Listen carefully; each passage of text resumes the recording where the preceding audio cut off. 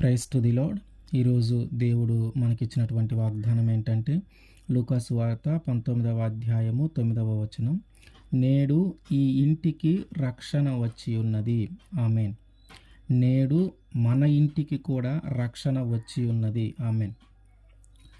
అన్యాయము ద్వారా, అక్రమము ద్వారా సంపాదించేటటువంటి ఆస్తిని కూడబెట్టుకున్నటువంటి ఒక వ్యక్తిని చూసి అక్కడున్న ప్రజలందరూ కూడా ఇతడు దుర్మార్గుడు, మంచివాడు కాదు, అక్రమముగా సంపాదించినటువంటి వ్యక్తి అని అతని గురించి వారి హృదయంలో ఒక చెడ్డ అభిప్రాయము కలిగి ఉన్నారు.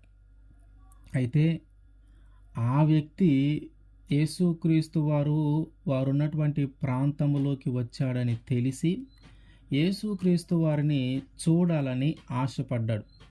అయితే ఆ చూడాలని ఆశపడినటువంటి ఆ వ్యక్తి యేసుక్రీస్తు వారు వస్తున్నటువంటి ఆ దారిలోకి, ఆ మార్గంలోనికి వెళ్ళినప్పుడు చుట్టూ కూడా ప్రజలు గుమిగూడి ఉన్నారు.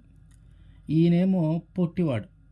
ఈయన పొట్టివాడు అవటం వల్ల యేసుక్రీస్తు వారిని చూద్దామని ఆశగా వెళితే చుట్టూ జనము ఉండటాన్ని బట్టి ఆ ప్రజల మధ్యలో నుంచి యేసుక్రీస్తు వారు కనిపించినప్పుడు ఆయన ఏం చేశాడంటే, ఈ బజార్లో వచ్చాడు కదా, నెక్స్ట్ ఇటు తిరుగుతాడేమోనని చెప్పి ఆ బజార్లో ఎక్కడైతే చూడటానికి వీలుంటుందో అని ఆలోచిస్తే ఆ బజార్లో ఒక మేడి చెట్టు ఉంది. ఆ మేడి చెట్టు ఎక్కితే ఆయన ఖచ్చితంగా కనిపిస్తాడు, ఎందుకంటే ఆయన ఈ మార్గంలోనే రావాలి అని ఆలోచించి సంతోషంగా పరిగెత్తుకుంటూ వెళ్ళి ఆ మేడి చెట్టు ఎక్కి కూర్చొని ఉన్నాడు. ఎప్పుడు వస్తాడో యేసుక్రీస్తు వారు చూద్దాము అని. కానీ ప్రజలందరి దృష్టిలో ఆయన మీద ఒక చెడ్డ అభిప్రాయము కలిగి ఉన్నారు. ఏంటంటే, ఇతడు సంపాదించినటువంటి ఆ మార్గము చెడ్డది, అన్యాయంగా అక్రమంగా సుంకము వసూలు చేశాడు. ఇతడు ఇంత ధనవంతుడయ్యాడంటే, ఇతను ఇంత ఆస్తి సంపాదించుకున్నాడంటే ఇదంతా న్యాయముగా సంపాదించింది కాదు అని అందరూ కూడా ఆయన మీద ఒక సొనుగుకుంటూ, ఆయన ఒక చెడ్డవాడుగా వారి హృదయంలో భావిస్తూ ఉన్నారు. అయితే యేసుక్రీస్తు వారు నిజంగానే జక్కయ్య అనుకున్న మార్గంలోనే వచ్చాడు. ఆ మార్గంలో వస్తూ ఉన్నప్పుడు జక్కయ్య యేసుక్రీస్తు వారిని చూసి సంతోషిస్తూ ఉన్నాడు. ఎందుకంటే ఆయన హృదయంలో ఒక ఆశ పుట్టింది యేసుక్రీస్తు వారిని చూడాలని. కానీ అక్కడికి వెళ్ళినప్పుడు చూడటానికి వీలు కాల. కానీ ఇప్పుడు ఆయన చూడగలుగుతూ ఉన్నందుకు ఆయన సంతోషిస్తూ ఉన్నాడు. అయితే యేసుక్రీస్తు వారు ఆ చెట్టు మీద ఉన్నటువంటి ఆ జక్కయ్యను చూసి, జక్కయ్య నువ్వు కిందకి దిగిరా, ఈరోజు నేను నీ ఇంటి దగ్గర బస చేయాలి, ఈరోజు నేను నీ ఇంటి దగ్గర ఉంటాను అని ఎప్పుడైతే యేసుక్రీస్తు వారు చెప్పారో ఆయన సంతోషించి వెంటనే ఆ చెట్టు దిగి ఆయన్ని తన ఇంటిలో చేర్చుకున్నాడు. కానీ ప్రజలందరూ ఏం ఆలోచిస్తూ ఉన్నారంటే, ఇతడు పాపి, ఇతడు దుర్మార్గుడు, అన్యాయంగా సుంకం వసూలు చేశాడని చెప్పి అట్లా జనము మాట్లాడుకుంటూ, ఇట్లాంటి వ్యక్తి దగ్గర యేసుక్రీస్తు వారు ఉంటున్నాడు ఏంటి, మంచి వాళ్ళ దగ్గర ఉండొచ్చు కదా, పుణ్యము చేసిన వాళ్ళ దగ్గర ఉండొచ్చు కదా, నీతికి బ్రతికిన వాళ్ళ దగ్గర ఉండొచ్చు కదా, ఒక పాపి ఇంటి దగ్గర ఉంటాను అంటున్నాడు ఏంటి అని వీళ్ళందరూ మనసులో సొనుగుకుంటూ ఉన్నారు. ఒకరికొకరు మాట్లాడుకుంటూ ఉన్నారు. ఇట్లాంటి వ్యక్తి దగ్గర, అసలు ఇట్లాంటి వ్యక్తి ఇంట్లో ఎవరైనా భోజనం చేస్తారా, అది అన్యాయం సొమ్ము కదా, ఇట్లాంటి ధనంతో ఎవరైనా భోజనం చేస్తారా, ఈయనేంటి ఇట్లాంటి ఇంటిని కోరుకున్నాడు, ఇట్లాంటి వ్యక్తిని కోరుకున్నాడు అని వాళ్ళు అనుకుంటూ ఉన్నారు. ఎప్పుడైతే యేసుక్రీస్తు వారు ఆ ఇంటిలోనికి వచ్చాడో జక్కయ్య చాలా సంతోషపడుతూ ఉన్నాడు, చాలా ఆనందపడుతూ ఉన్నాడు. ఆయన హృదయంలో బాగా సంతోషం ఉంది. అయితే యేసుక్రీస్తు వారు జక్కయ్యతో ఇంకా నువ్వెందుకు ఇట్లా చేశావు, నువ్వెందుకు అన్యాయంగా అక్రమంగా సుంకము వసూలు చేశావు, ఇట్లాంటివి ఏమీ మాట్లాడలా. ఆ ఇంటికి వచ్చాడు, మామూలుగానే ఉన్నారు. అయితే ఈలోపు జక్కయ్య మాట్లాడుతూ ఉన్నాడు యేసుక్రీస్తు వారితో, అయ్యా నేను అన్యాయంగా సంపాదించాను, అక్రమంగా సంపాదించిన మాట వాస్తవమే, సుంకము ఎక్కువగా వసూలు చేసిన మాట వాస్తవమే. అయితే ఇప్పుడు నేను ఎవరెవరి దగ్గర అయితే వసూలు చేశానో వారందరి ఎక్స్ట్రా అన్యాయంగా వసూలు చేశానో వారందరికీ కూడా తిరిగి నేను 4 గింతలుగా ఇస్తాను. అంటే ఎవరి దగ్గరైనా ఒక ₹100 అన్యాయంగా వసూలు చేస్తే వారికి తిరిగి 400 ఇస్తాను అని. అట్లాగే నా ఆస్తిలో సగము అమ్మి బేదలకిస్తాను అని అన్నాడు.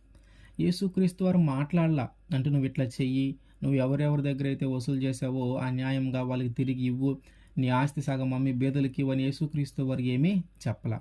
యేసుక్రీస్తు వారు ఆ ఇంటిలోనికి ప్రవేశించిన తర్వాత జక్కయ్య హృదయము అట్లా దేవుడు మార్చి ఆ విధంగా జక్కయ్య మాట్లాడగలిగాడు. అంటే అప్పుడు యేసుక్రీస్తు వారు అంటూ ఉన్నాడు, ఈ ఇంటికి రక్షణ వచ్చిన్నది. ఈ ఇంటిలో వారందరూ రక్షింపబడి ఉన్నారు. ఈ ఇంటిలో వారందరూ కూడా రక్షణ పొందుకున్నట్టే అని చెప్తూ ఉన్నారు. ఇక్కడ మనం ఆలోచిస్తే అసలు జక్కయ్య కుటుంబము ఎలా రక్షింపబడింది? జక్కయ్య కుటుంబము ఎలా దేవునిలోనికి నడిపించబడింది? పాపము ద్వారా లేదా అన్యాయము ద్వారా, అక్రమము ద్వారా సంపాదిస్తున్నటువంటి వ్యక్తి ఎలా రక్షింపబడ్డాడు? అన్యాయముగా, అక్రమంగా సంపాదించినటువంటి వ్యక్తి యొక్క కుటుంబం ఎలా రక్షింపబడింది? ఒక్కటే కారణము, మొట్టమొదటి కారణం ఏంటంటే యేసుక్రీస్తు వారిని చూడాలని ఆశపడటం. యేసుక్రీస్తు వారిని చూడాలని ఆశపడటం. ఇదే ఆయన జీవితాన్ని మార్చింది. ఇదే ఆయన జీవితంలోకి రక్షణను కలుగజేసింది. మనము లోక సంబంధమైన జీవితాన్ని జీవిస్తూ ఉన్నప్పుడు అన్యాయమో, అక్రమమో, మోసమో మనకి తెలియదు కానీ ఒక సంపాదించే పనిలో పడిపోతూ ఉన్నాం. అది న్యాయబద్ధమైనదేనా కాదా అని మనకి ఆలోచన లేదు. ఎందుకంటే ముందు సంపాదించాల. మనము ఒక పాపము చేస్తూ జీవిస్తున్నటువంటి సమయంలో మన జీవితం రక్షింపబడాలంటే, మన కుటుంబం రక్షింపబడాలంటే ఈరోజు మనకి కూడా ఒక ఆశ ఉండాలి. ఆ ఆశే యేసుక్రీస్తు వారు. మనకి కూడా ఒక ఆశ ఉండాలి. ఆ ఆశ యేసుక్రీస్తు వారు. యేసుక్రీస్తు వారిని సేవించాలని, యేసుక్రీస్తు వారిని పూజించాలని, యేసుక్రీస్తు వారి మీద ఆధారపడాలని ఎప్పుడైతే మనము అనుకుంటామో అప్పుడు మనము రక్షింపబడతాం, మన కుటుంబము రక్షింపబడుతుంది.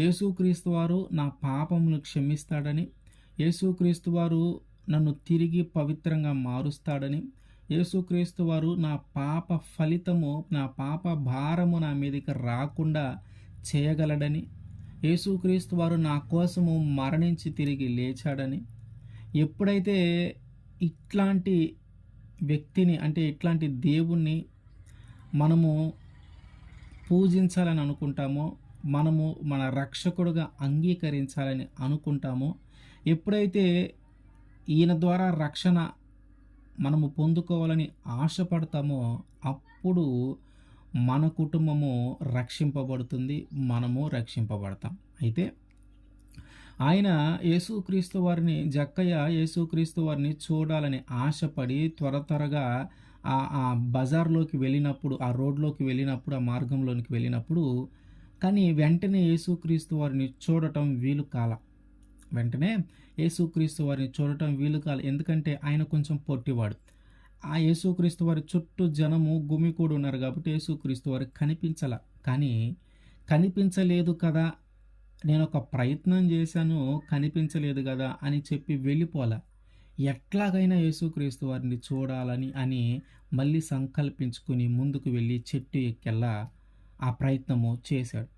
అంటే మనము యేసుక్రీస్తు వారిని నమ్మాలని, యేసుక్రీస్తు వారి మీద ఆధారపడాలని, యేసుక్రీస్తు వారు మన రక్షకుడుగా మనం అంగీకరించాలని మనం ఒక ప్రయత్నం చేసినప్పుడు ఆ యేసుక్రీస్తు వారి మీద మనం ఏర్పరచుకున్నటువంటి నమ్మకాన్ని, యేసుక్రీస్తు వారి మీద మనం ఏర్పాటు చేసుకున్నటువంటి ఆ విశ్వాసాన్ని కొన్నిసార్లు మనము వెంటనే పోగొట్టుకునే పరిస్థితి. అంటే మనం అనుకున్నది జరగదు, వెంటనే జరగవు. మనం అనుకున్న వెంటనే యేసుక్రీస్తు వారిని నమ్మితే ఇది జరుగుతుందేమో, యేసుక్రీస్తు వారి దగ్గరికి వెళ్తే ఇది జరుగుతుందేమోనని మనం అనుకొని వెళితే కొన్నిసార్లు వెంటనే జరగదు.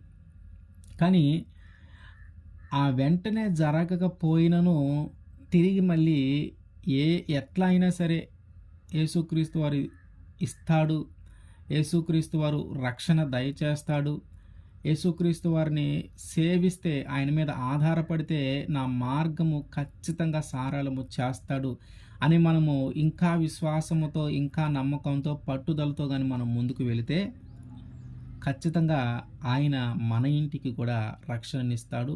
మనకి గూడా రక్షణ దయచేస్తాడు.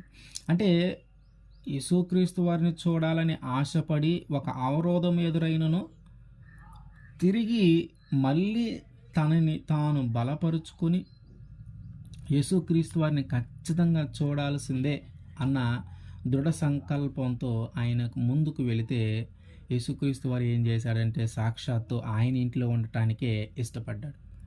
అక్కడ ధనవంతులు ఉన్నారు. ఆ తర్వాత మంచిగా జీవించిన వాళ్ళు ఉన్నారు. నీతిగా బ్రతికిన వాళ్ళు ఉన్నారు. ఆయనంటే బాగా ఇష్టపడే వాళ్ళు ఉన్నారు. కానీ దానికి ఒప్పుకోలే ఆయన. వాళ్ళు ఎవ్వరి ఇంటిలో ఉండటానికి ఇష్టపడలా.